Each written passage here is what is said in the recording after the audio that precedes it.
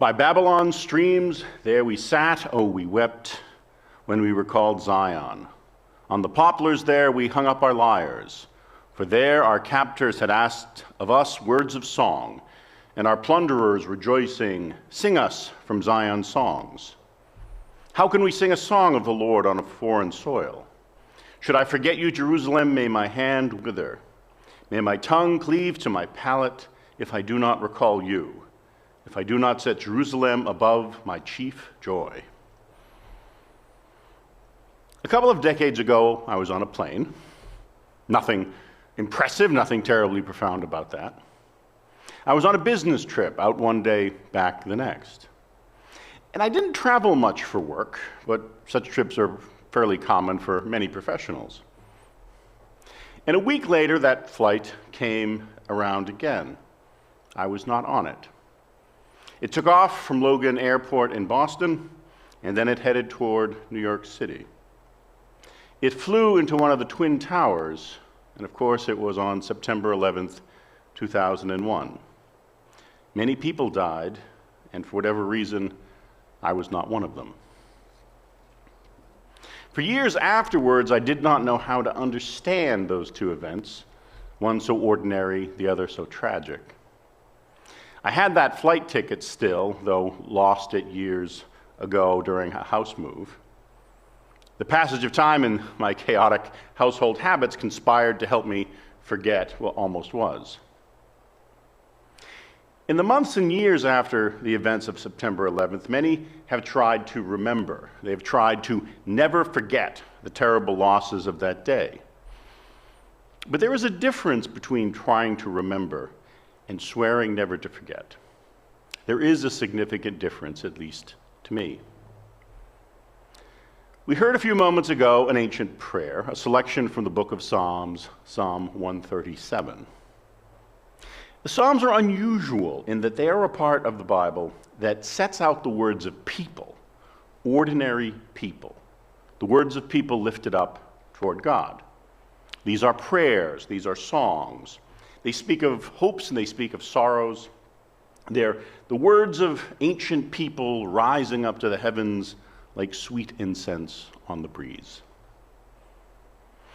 And throughout much of the Bible, we are told about what God wants from us, how to live our lives, how to think about the world and the people around us.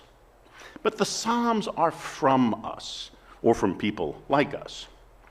People happy or sad, joyful or fearful, filled with ideas for the future or regrets from the past. And people who are grieving, people whose hearts have been broken, whose souls are heavy and whose minds are beset by all that they have suffered. In our psalm today, the people are lamenting their losses, their troubles off in a distant land. Those around them, those who have caused their suffering, they are now calling for them to sing. Sing us a song. We heard you're pretty good. We heard that it might be interesting, even entertaining. Sing a song for us. But how can we sing? How can we sing through our losses, our sorrows? How can we sing? In the days after September 11th, America as a nation huddled together in shock and grief. It was a time of unknowns, of not knowing what was going to happen next. Over the following weeks, the pattern of events behind that destruction became clear, if not entirely understandable. And as more was known, more and more anger would arise in response to that knowledge. By Babylon's streams, there we wept, there we sat, oh, we wept, when we recalled Zion. On the poplars there we hung up our lyres. We wept together, recalling what had been lost, what had been destroyed, who was no longer among us.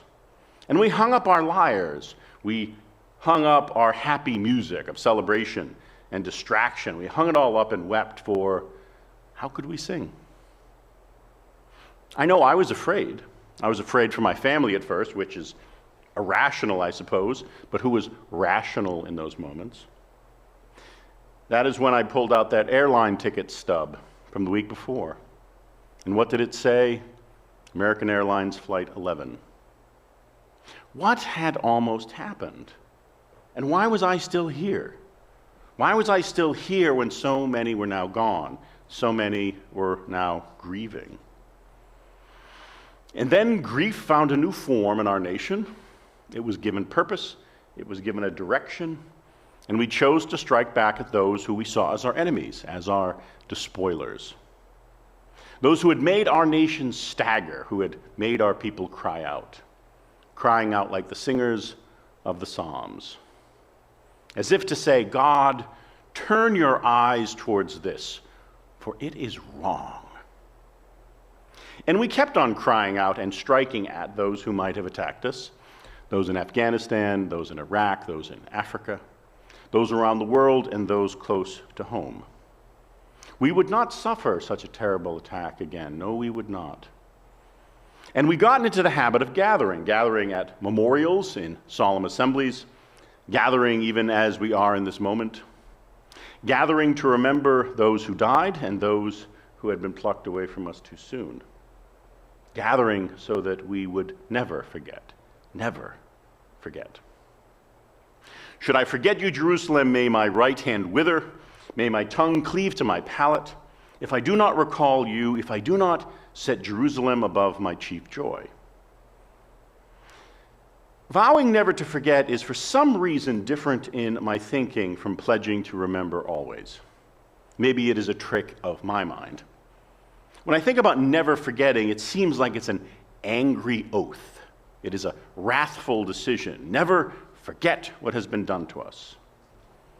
But to remember, to try to always remember, for some reason that seems different. I will remember the face of the one who died. I will remember their voice, their laughter, their smile.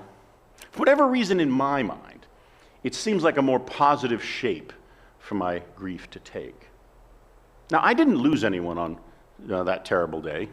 My personal shock came from the near miss of being on a plane and seeing those buildings fall, buildings that I had walked by and taken touristy photos in front of, seeing them disappear from the very familiar New York skyline. And those are shocks to the mind, just like the many who watched the terrible events unfold on that day across television screens. But that shock was nothing in comparison to those who lost someone. Those who lost mothers and fathers, sons and daughters, the oldest of friends and the dearest of loves. Not that we should be ranking our grief, not that we should place it side by side with each other in a contest. And yet there's differences in here. There are differences in the depth, and there are differences in the breadth of our grief. And there are differences in the length. How long will grief be with us? Grief as an unwelcome companion, grief like a shadow across a life. And there's no easy way to know that, no calendar that tells us when we are done, or more likely when grief is finally done with us. No, there's no way of knowing. In the psalm, it seems like the grief was fresh, that the people had just been herded together and carried away recently from their homeland near Jerusalem, sent off to an unfamiliar and a hostile land where their captors believed that they would be less trouble far off Babylon. And while you're here, why don't you sing us a song? Sing us a song. By the way, we did not hear the whole psalm before. I left off the last part, the last and the most terrible part. What could be so terrible? To hear what the grief has done to the people. To hear what they were now asking of God. Recall, O Lord, the Edomites on the day of Jerusalem, saying, raise it to its foundations. Daughter of Babylon, the despoiler, happy who pays you back in kind for what you did to us. Happy who seizes and smashes your infants against the rock. Raze their cities to the ground, destroy them utterly, pay them back in kind. Someone smash their babies against a rock. This psalm was a prayer to God seeking that their enemies would be destroyed. The word used in this translation was happy, but it could also mean bless. In other words, the people were asking God to bless those who killed children. And this song could have been sung right in front of the people in Babylon, because no one outside of the now destroyed Temple of Jerusalem, no one outside of that space would likely have even understood what they were singing in ancient Hebrew. So maybe they sung about vengeance even as their captors listened and laughed. The French writer Simone Weil once wrote that a false god turns suffering into violence, but the true God turns violence into suffering. For the true God stops the suffering from spreading beyond that point. The true God stops the spread of violence, and those who follow such a true God do not seek to turn their suffering into further violence. Now you might ask why the true God did not prevent the violence and the suffering in the first place, which is a very good question. Violence in our world is caused by human beings. That violence leads to the suffering of others. The true question then is not when will God stop it all, but when will we stop it all? And there's an even greater challenge, one that is even more terribly unfair. When will all those suffering people stop turning suffering into violence, creating even more suffering? When will the cycle of violence causing suffering and then turning suffering into violence, when will that come to an end?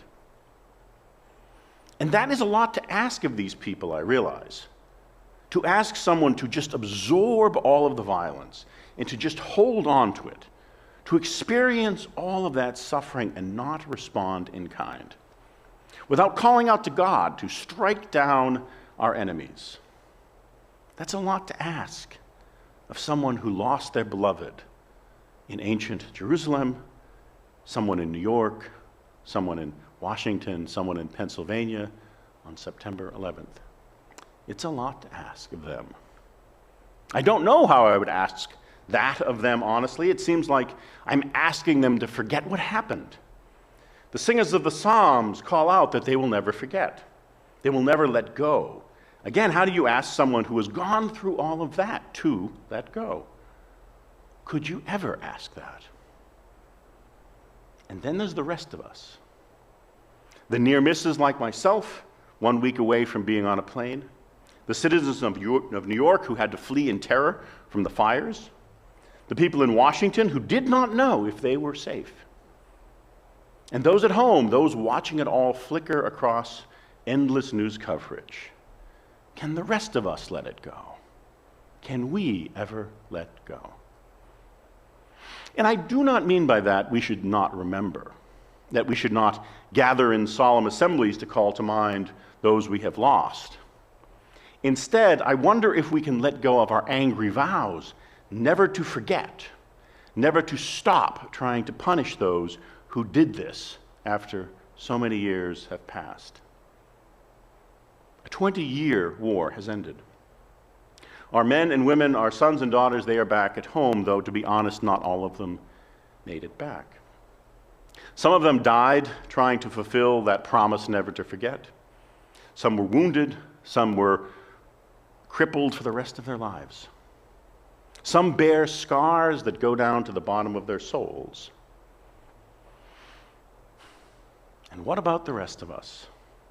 The near misses, the bystanders, those troubled by what happened, but who were distant from the damage, from the losses. Can the rest of us let go? Can we finally let go even as we try to always remember? Can we honor and cherish those who were lost while also finally releasing ourselves from a cycle of violence and suffering and violence? Can we finally let go after so many years? Can we become a people of remembrance rather than one of vengeance? And perhaps more importantly, can we raise our voices to God, raise our voices asking for victory, instead of victory over today's enemies, asking God to guide us on a path towards some kind of peace. Amen.